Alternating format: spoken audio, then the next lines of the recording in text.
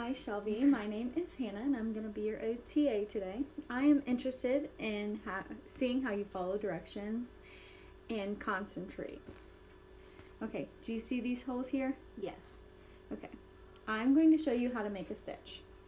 So you're going to take the string, you're going to take the shoelace, and you're going to push it through the hole and pull tight. You are next going to take the shoelace tip and go back through the hole and pull tight. Now it is your turn. Make 3 stitches. Don't skip any holes.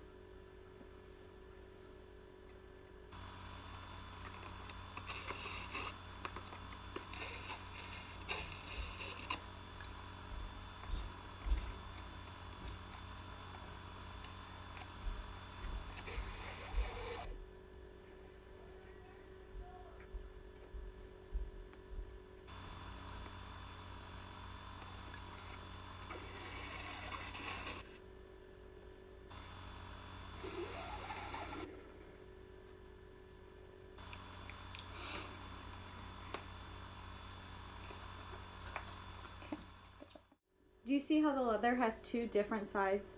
How the shoelace has a smooth side and a rough side? Yes. Always keep the smooth side on the top. So for the next stitch, what you're going to do is you're going to pull the lace to the front, push the shoelace tip in through the hole from front to back. Pull tight. Now it is your turn. Please complete 3 stitches and do not skip any holes.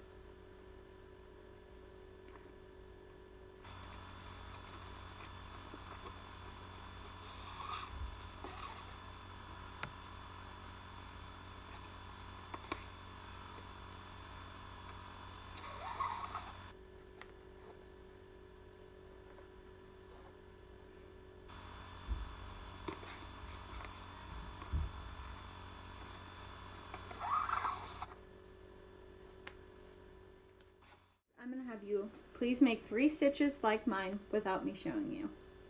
If you cannot figure it out, I will demonstrate it for you.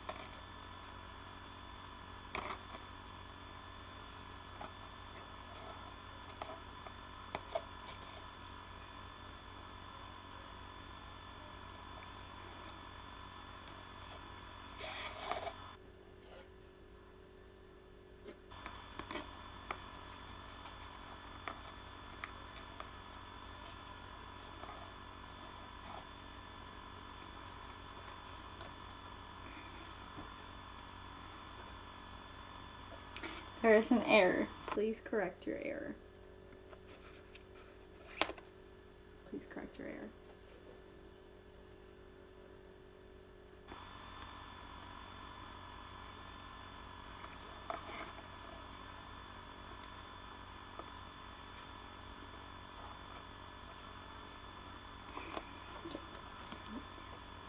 All right. Okay, that is all we have for today. Thank you so much for helping me with this, okay? This is my video explaining the 3 of the different tests. So the first one is the activity card sort.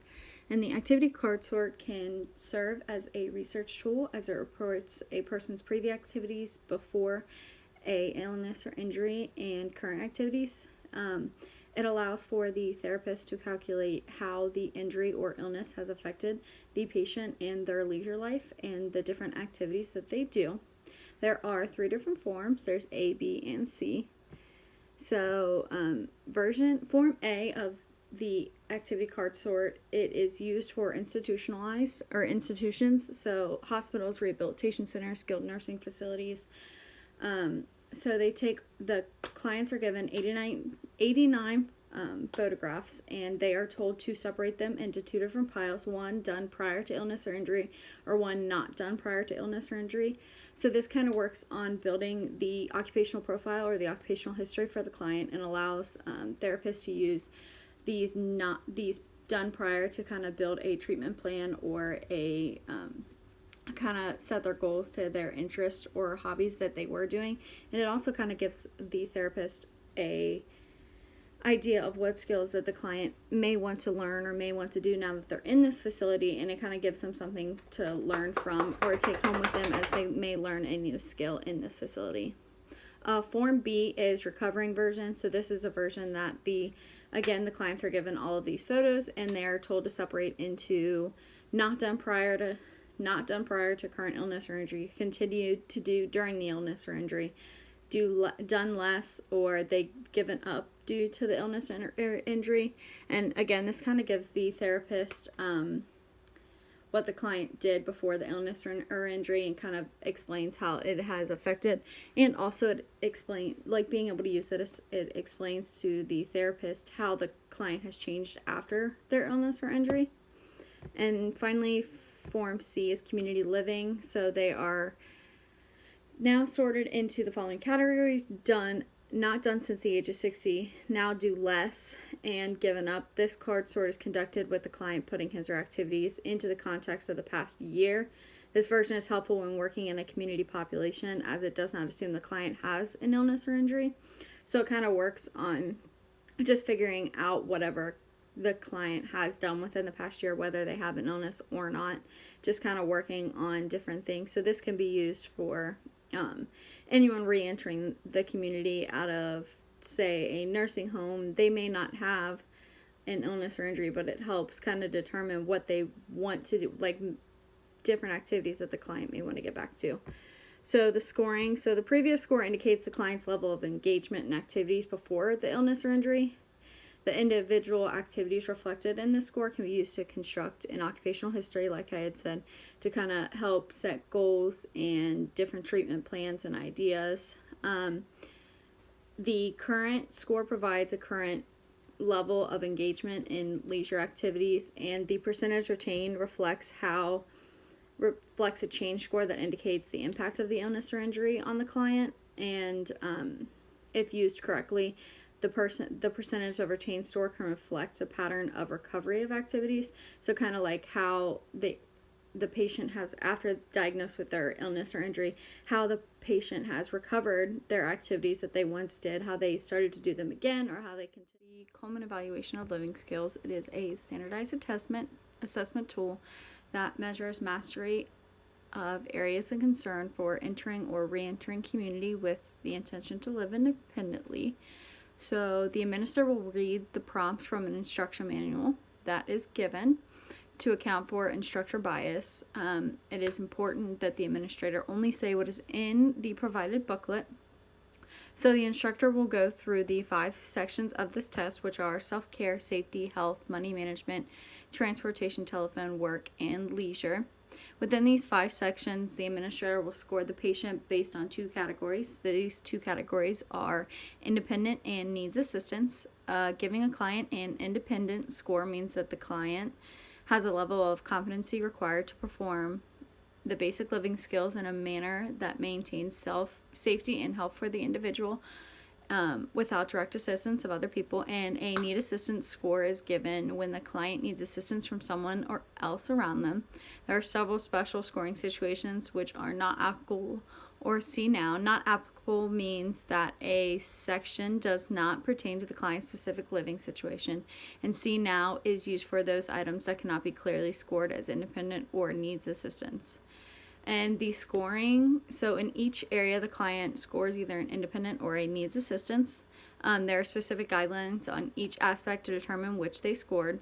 An overall score sheet is filled out at the end. The aspects are marked. Additional information is noted by the administrator, such as client's orientation, attention span, time management, memory, and figure ground skills. A score of 5.5 or less represents the client is capable to live independently, and if the score is 6 or higher, the client needs assistance to live in the community. So this test will be helpful in many different situations, especially for clients wanting to be discharged from either a facility or inpatient care and want to move to independent living. This test can be used to see if those clients are ready for independent living, and can be used in a variety of different settings. Okay, so next is the cognitive performance test, and this is used to explain and predict the capacity to function in various contexts and guide intervention plans. It measures and tracks the severity of a cognitive functional disability by means of a baseline and assessment. So to administer this test, the therapist walks the client through many different scenarios and subtests, which I will explain in a minute. And works on the client's working memory. So there are 7 different subtasks which are used to explain and determine the client's working memory or information processing patterns, and the CPT score is meant to represent the client's cognitive functioning level and mode within that level. So this works on determining how the client working memory is functioning and how they can use this within society or within an inpatient care.